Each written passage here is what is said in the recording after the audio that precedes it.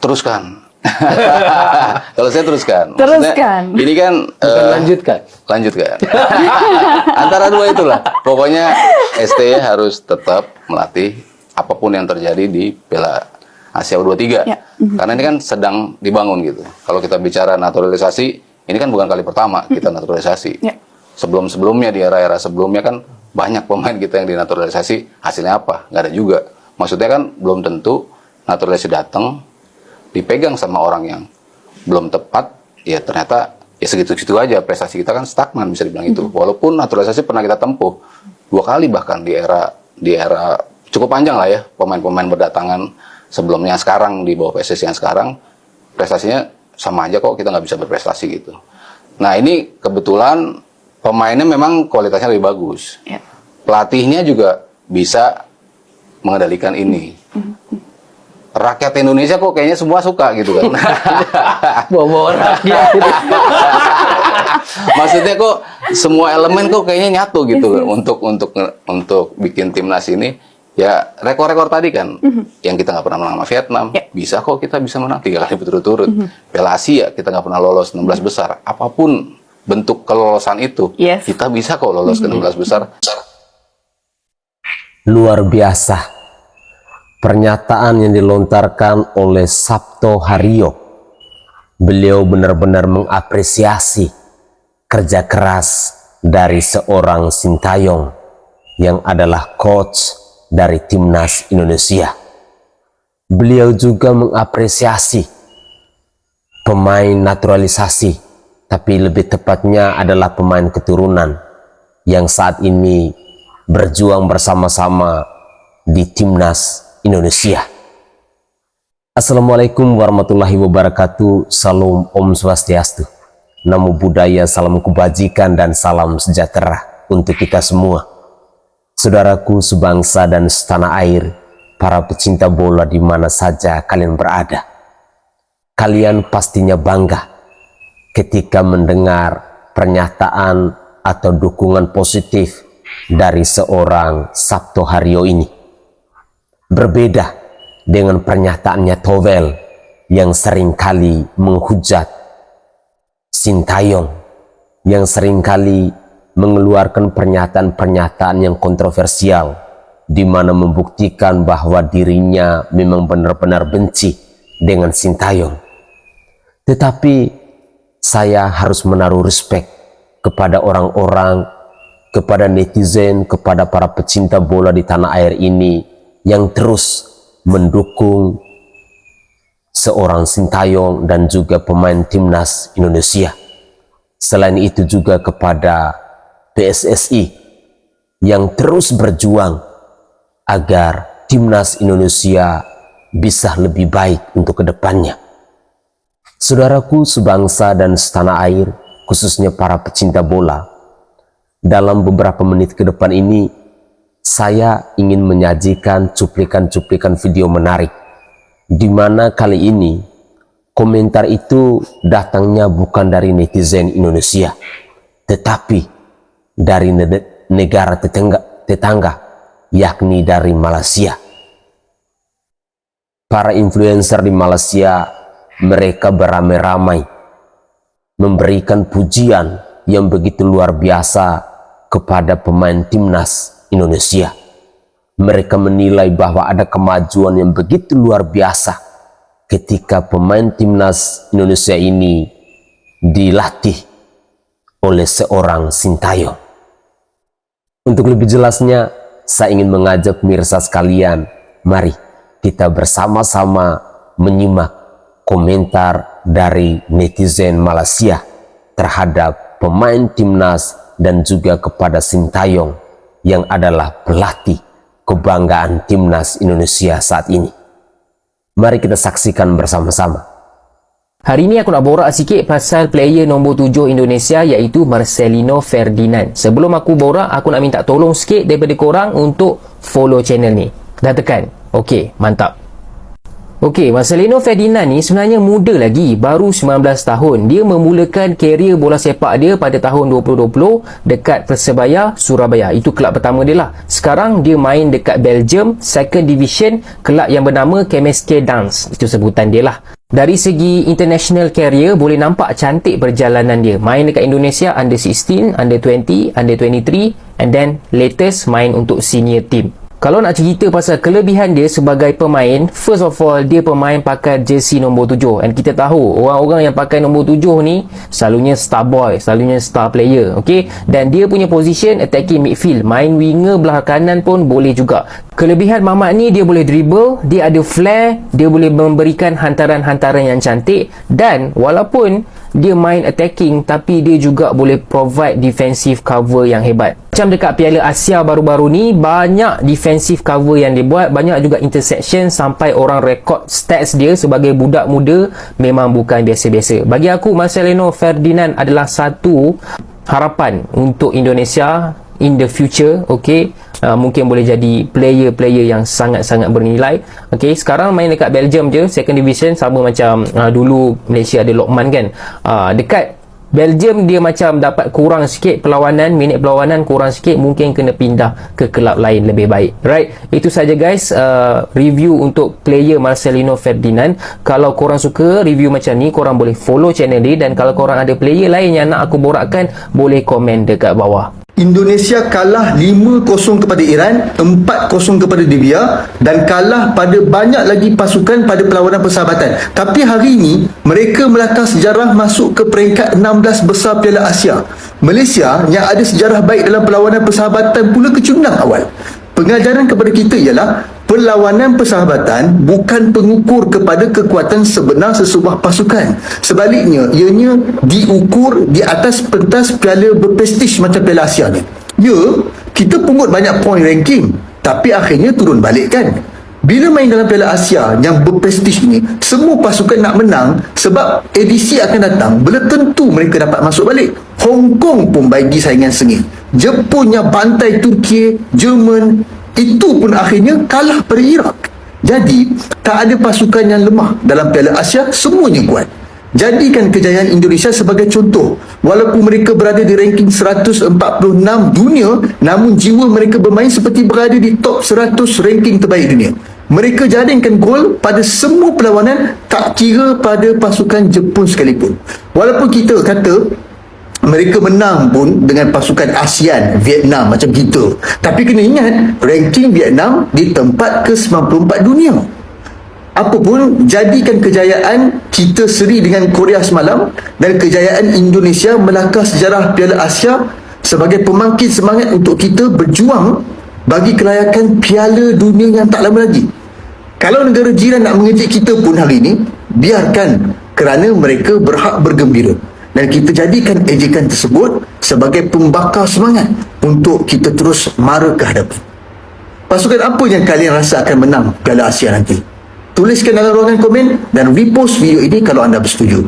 Negara Asia Tenggara yang mana paling banyak menggunakan pemain naturalisasi untuk kejohanan Piala Asia di Qatar? Vietnam hanya menggunakan satu pemain naturalisasi, iaitu di posisi penjaga gol, Philip Nguyen. Thailand menggunakan dua pemain naturalisasi, iaitu Elias Dolah dan juga Nicholas Mikkelsen. Jurulatih Indonesia Shin Taeyong mempertaruhkan 8 pemain naturalisasi, dan 7 daripada 8 pemain naturalisasi itu jatuh kepada kategori pemain warisan. 8 pemain tersebut adalah Mark Klok, Jody Ahmad, Justin Hubner, Shane Patiyama, Rafael Struik, Eva Jenner, Ilkan Bagot dan juga Sandy Walsh. Malaysia muncul negara Asia Tenggara yang paling banyak menggunakan pemain naturalisasi, iaitu 13 pemain. 9 daripada 13 pemain naturalisasi adalah jatuh kepada kategori pemain warisan, iaitu Brandon Gunn, Natso Insa, Corbin Ong, Matt Davis, Darren Lock, Junior Estal dan juga Daniel Ting. Manakala 4 pemain yang tidak mempunyai pertalian darah adalah Mahamadou Soumaré, Endrick Dos Santos, Paulo Josue dan yang terbaru Romel Morales. Kalau nak tanya Indonesia region terkuat dalam Southeast Asia, saya setuju. Saudaraku sebangsa dan setanah air, luar biasa ya ketika kita mendengar pujian-pujian atau dukungan yang positif kepada pemain timnas Indonesia. Ada sebuah kebanggaan tersendiri bagi saya secara pribadi. Kenapa? Orang-orang Malaysia mereka mendukung pemain timnas Indonesia, tetapi kita yang adalah putra-putri NKRI yang di dalam diri kita mengalir merah putih, masih saja kita temukan orang-orang yang menghujat pemain timnas Indonesia, yang menghujat pelatih timnas Indonesia, yang tidak suka dengan pemain timnas Indonesia ataupun keputusan ataupun kebijakan yang dilakukan oleh PSSI bersama Coach Sintayong. Ya, kita bilang saja misalnya seperti Bung Towel atau M. Tahir yang beberapa waktu lalu ramai dihujat oleh netizen akibat pernyataan kontroversial yang pada akhirnya tidak diterima oleh para netizen, khususnya pecinta bola di tanah air ini.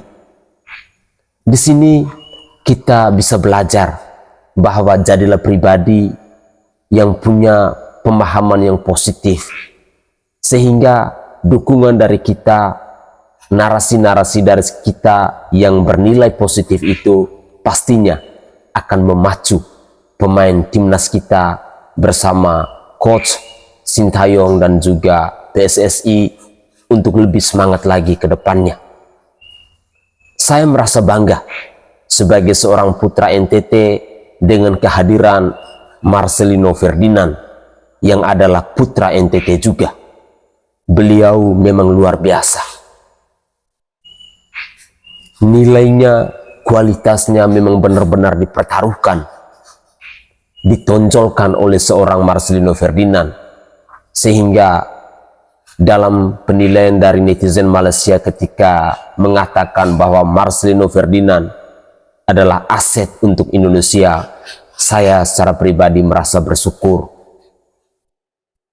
Itu semua adalah berkat kerja keras dari seorang Marcelino Ferdinand. Saya sangat yakin dan percaya bahwa kesuksesan yang dia peroleh saat ini tidak semerta-merta seperti kita membalikan telapak tangan, tetapi itu semua butuh pengorbanan, butuh kedisiplinan, butuh perjuangan panjang, sehingga membawa pribadinya dia menjadi pemain yang boleh saya katakan adalah profesional. Dilihat dari jam terbangnya yang sudah begitu tinggi, sehingga kualitasnya pun tidak bisa kita main-mainkan. Dia adalah salah satu aset Indonesia yang patut kita banggakan bersama-sama. Tidak hanya kami dari NTT, tetapi juga kita Indonesia, mereka yang bertanding saat ini di timnas Indonesia adalah kebanggaan kita semua. Mari kita selalu memberikan dukungan yang positif kepada mereka. Berikutnya, saya ingin menyajikan cuplikan video terkait dengan komentar di mana masih ada negara-negara di Asia ini yang tidak terima dengan keputusan Sintayong terkait dengan kehadiran banyaknya pemain keturunan di timnas Indonesia ini. Mari kita simak bersama-sama. Kemarin Vietnam, sekarang Thailand yang protes dan minta timnas Indonesia dikeluarkan dari ASEAN karena dianggap timnya itu kebanyakan pemain Eropa, pemain Belanda, pemain keturunan, pemain naturalisasi. Gue rasa ini benar-benar bentuk ketakutan ya dari rival-rival ASEAN, Vietnam dan juga Thailand. Padahal kan belum AFF aja yang Asian Cup itu ya, nama barunya apalah itu aja belum berlangsung. Ya itu aja belum bergulir, ini udah pada takut gitu, udah pada kepanasan. Padahal mereka belum ketemu Indonesia dengan keturunan yang sekarang, pemain keturunan yang banyak, pemain keturunan sekarang. Jadi gue rasa ini menunjukkan mental mereka ini udah ciut ketemu Indonesia. Dan sekarang posisi kita itu gue bisa bilang setara dengan Vietnam dan Thailand, bahkan bisa dibilang lebih secara mental, karena pemain-pemain kita nggak takut lagi. pemain-pemain yang keturunan naturalisasi mana takut sama pemain Vietnam, sama pemain Thailand. Orang mereka biasa ketemu pemain Eropa kok. Ngapain mereka takut lawan pemain-pemain Thailand sama Vietnam? Jadi gua rasa ini menjadi plus point dari Indonesia. Pak Erick Thohir juga kemarin menanggapi bilang, biasa-biasa aja, mungkin mereka takut, mungkin mereka kaget kenapa timnas Indonesia ini tiba-tiba bisa bagus gitu. Ya inilah yang gue bilang progres yang ditunjukkan oleh PSSI sekarang. Orang mau bilang instan dan sebagainya, it's okay, nggak ada masalah. Yang penting kan PSSI ini memikirkan prestasi jangka pendek, atau bukan prestasi deh, memikirkan jangka pendek dan juga jangka panjang. Jangka panjang itu kompetisi dibenahi. Memang kompetisi masih jauh dari kata harapan, tapi kan membenahi kompetisi kita itu nggak mudah sama sekali. Kita tahu bobroknya seperti apa. Maka dari itu pelan-pelan kompetisi diperbaiki, nggak bisa 1-2 tahun. Tapi jangka pendeknya juga diperhatikan, yaitu dengan menaturalisasi beberapa pemain keturunan untuk setidaknya dalam jangka waktu dekat kita bisa bersaing, bukan hanya di level ASEAN tetapi di level Asia. Itu yang jauh lebih penting kalau menurut gua. Oke, jadi ya segitu dulu. Timnas Indonesia bakal kembali kedatangan satu nama pemain keturunan yang telah mengucapkan sumpah jadi WNI. Dia adalah Cyrus Margono. Nama Cyrus Margono beberapa waktu lalu sempat jadi pembicaraan bagi pecinta sepak bola tanah air. Pria berusia 22 tahun itu telah resmi jadi WNI usai pengucapan sumpah di Kanwil Kemenkumham pagi tadi. Tentu aja ini jadi kabar gembira mengingat karirnya cukup baik kala membela klub muda asal Yunani Panathinaikos. Apalagi Cyrus tidak perlu jalanin proses naturalisasi sebab ia masih punya hak sebagai WNI karena memegang kewarganegaraan ganda. Andai Cyrus langsung masuk dalam timnas Indonesia, hal ini bikin persaingan di posisi kiper makin sengit. Sebelumnya juga ada nama Martin Paes yang tinggal ucap sumpah WNI setelah proses naturalisasinya disetujui DPR RI. Apalagi ada nama-nama lainnya yang udah malang melintang bela timnas Indonesia, kayak Nade Orgawinata dan Hernando Ari. Sekarang timnas Belanda bukan timnas ini. Itu kata Vietnam. ini mix kan, banyak pemain dengan keturunan. Semua orang Indonesia, saya sangat senang lihat mereka gabung juga. Pasti semoga level lebih naik dari tim kita. Kalau kita mau maju terus, kita mau prestasi lebih besar, pasti kita juga harus punya kualitas juga lebih tinggi. Semoga mereka punya efek yang bagus. Indonesia lah, semua orang Indonesia kan. Tapi oke, mungkin lahir di Belanda atau apapun, saya mengerti mereka karena mungkin berapa tahun mereka cuma main lawan pemain asli lahir di Indonesia, dan sekarang mereka juga lihat banyak berbeda di tim ini, dan mereka mungkin takut juga karena mereka lihat kita di Piala Asia dengan banyak keturunan. Prestasi kita juga lebih naik, kita akhirnya menang lawan Vietnam juga kemarin. Pasti mereka tidak senang, saya mengerti, tapi kita harus kasih paham di lapangan, siapapun main kita harus menang lagi. Dan aku tak suka bentang bab ni, tapi memang kena ukur juga. Secoet bab umur skuad Malaysia sekarang ni dengan jiran sebelah kita, Indonesia. Tak silap aku, skuad baru ni je yang beat Vietnam sebanyak 2 kali. Atas umur 27 dalam tim Indonesia, cuma berapa orang? 3 orang. Yang paling tua player Indonesia, umur berapa? 29. Itu pemember main mana lah, Liga Belanda, bukan Liga Cyprus. Just imagine skuad diorang tak ada pun yang 30 tahun tau. Again, bukan nak pandang tinggi pada Indonesia, tapi kau tengoklah jurang besar dia macam mana. And fikir juga berapa ramai player Indonesia main Liga luar. Tak nak cakap sesuatu, nanti kita sama-sama pening kan nak menyebut nama kelab yang diorang wakil lah. Itu satu. And aku nak sentuh sikit bab player kacukan, bab naturalize. Kalau kau tengok nama yang agak putih dalam skuad baru ni, ada 4 orang player je yang umur dia 26-27. Siapa dia? Dion Cruz, Dominic Tan, Stuart Wiking, Romo Morales. 4 orang kan, kau sabar sekejap. Hendrik Dos Santos 29 nak masuk 30. Corbin Ong, Daniel Ting, Darren Lock, umur dah 32 ke 33. Nak lagi seronok untuk masa depan Malaysia, bab player kacuk, bab player naturalize ni, Brandon Gunn, Paulo Jose dah 35. Aku tak cerita lagi yang sebagainya. Yang overall squad kita ni memang dah ramai lebih daripada 30 dah. Masa singkat baru ni pun Malaysia, tim paling tinggi player naturalized 14 orang. End up 1 point juga. Aku tak cakap program ni tak betul, tapi tengoklah umur berapa bila diorang kena panggil pula. Tengoklah bila gameplay teruk. Tengok je lah body language masing-masing. Lagi bila main tengah berterabur, serupa nak retire terus dari tim Malaysia. Yang aku cerita bab umur ni, belum cerita umur saudara Zul Helmi lagi tau.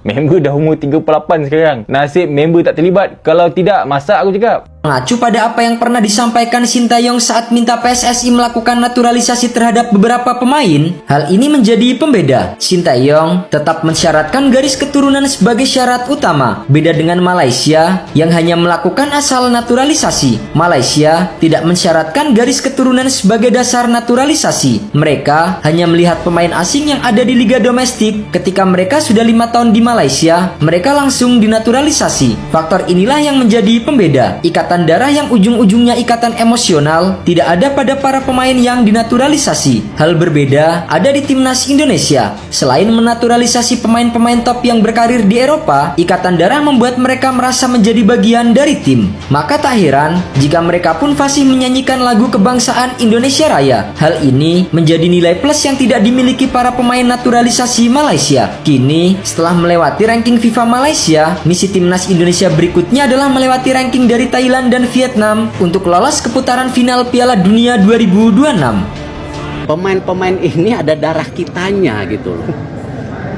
Ada darah kitanya. Dan ini juga pemain yang mohon maaf nih berinvestasi di dirinya sendiri tanpa kami mengeluarkan biaya apapun, pemerintah, PSSI. Mereka mau, itu kan luar biasa dong. Kita sebagai pemerintah PSSI wajib berinvestasi untuk generasi muda. Ini investasi sendiri, pengen memperkuat Indonesia. Terharu nggak? Saya mah luar biasa. Seperti nanti malam saya akan makan malam lagi habis ini dengan Martin Paes, jauh-jauh dari Dallas, dari Amerika, ya, kiper utama FC Dallas, ya. Ketika dia ketemu neneknya, orang tuanya untuk pamitan memperkuat tim Indonesia, nangis keluarganya. Nanti silakan wawancara. Dia datang ke sini nanti malam. Kemarin sudah sampai. Nanti malam makan sama saya. Jadi kalau salaman udah deal gitu. Kalau cuma gosip-gosip jangan dilihat. Nah, jadi dia memperkuat. Artinya apa? Ini kita sedang membangun momentum besar. Ya, kita punya generasi emas, ya, U22, U23 ke bawah. Ya, generasi emas nih. Kemarin juara SEA Games kemarin, ini segala. Ditambah lagi banyak pemain diaspora yang muda ingin gabung. Seperti Iva, Rafael, Nathan, ya, Justin. Ini bagus. Tetapi cukup nggak? Tidak. Karena yang saya selalu bilang, kita harus mempunyai tim senior 2x11 yang sama kekuatannya. Ya, kemarin Coach Sintayong coba 11 pertama, 11 kedua, campur. Ya itu 2x11. Coach Sintayong udah ngerti maunya saya. Mesti sama. Karena gini, ada resiko cedera, ada resiko kartu merah. Nah, itu jangan sampai ketika di midfielder kita yang tipis, cuman ada Marcelino, Ivan, Marco, Kambuaya, ya. Habis ya? Ada lagi? Nah, Adam Alis, tiba-tiba 2 cedera, 1 kartu merah. Nggak ada main di tengah. Artinya belum tebal. Saya secara pribadi merasa terharu dengan statement yang dilontarkan oleh Ketum PSSI Bapak Erick Thohir ini. Luar biasa perjuangan mereka untuk membawa timnas Indonesia ini. Di sisi lain, kita melihat dari komentar di season kedua ini bahwa ada beberapa negara yang saat ini sudah mulai but-but dengan negara Indonesia, khususnya dalam dunia sepak bola ini. Ya, beberapa isu belakangan ini yang lagi ramai juga didiskusikan di media sosial bahwa Coach Sintayong sudah ada beberapa penawaran yang masuk dari negara lain. Karena memang mungkin negara lain sudah mengetahui bahwa masa kontrak dari Coach Sintayong untuk melatih timnas Indonesia ini akan berakhir di bulan Juni 2024. Tetapi tampaknya seorang Erick Thohir, dia punya hubungan emosional yang luar biasa dengan Coach Sintayong. Sehingga komentar-komentar ataupun ancaman-ancaman dari negara luar terhadap pemain timnas Indonesia ini, rasanya mentalitas yang dimiliki oleh timnas Indonesia sudah benar-benar kuat. Apalagi para pemain keturunan ini, mental-mental mereka itu adalah mental-mental yang memang selama ini sudah bermain di Eropa. Beda kelas. Ketika mereka datang bermain di ASEAN ini, pastinya bagi mereka itu secara mental sudah tidak bisa diragukan lagi. Dengan demikian,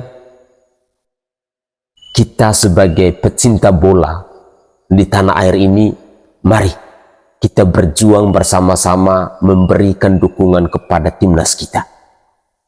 Jika kita kompak, kita selalu memberikan dorongan-dorongan yang positif, memberikan kritikan-kritikan serta masukan-masukan yang bagus, saya sangat yakin dan percaya bahwa itu adalah motivasi besar buat mereka untuk berjuang, untuk membela habis-habisan demi merah putih.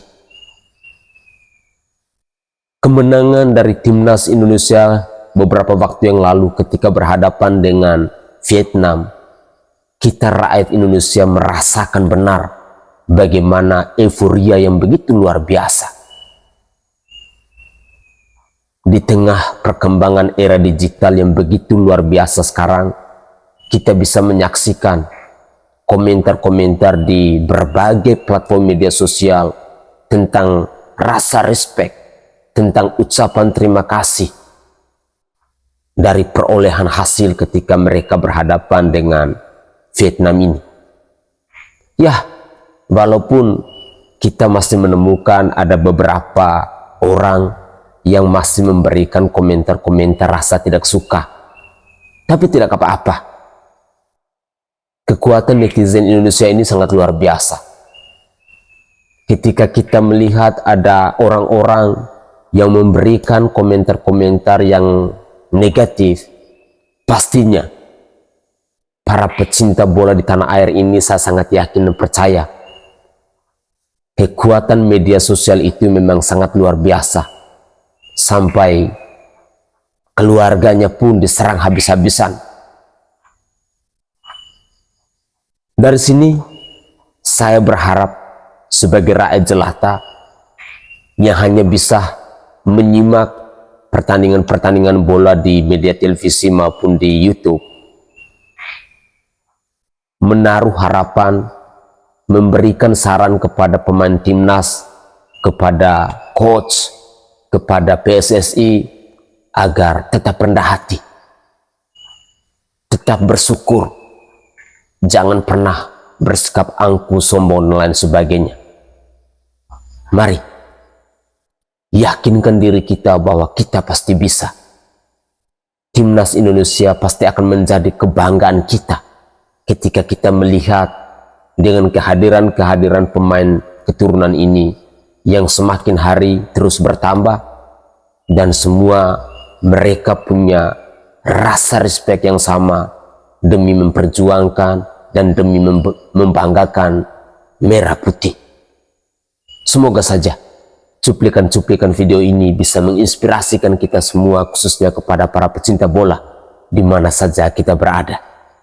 Jika kalian suka dengan video saya ini, suka dengan cuplikan-cuplikan video yang saya persembahkan kepada pemirsa sekalian, silakan share video ini di link media sosial kalian agar kita Indonesia semakin solid, semakin bersatu, semakin kompak untuk mendukung timnas Indonesia kita.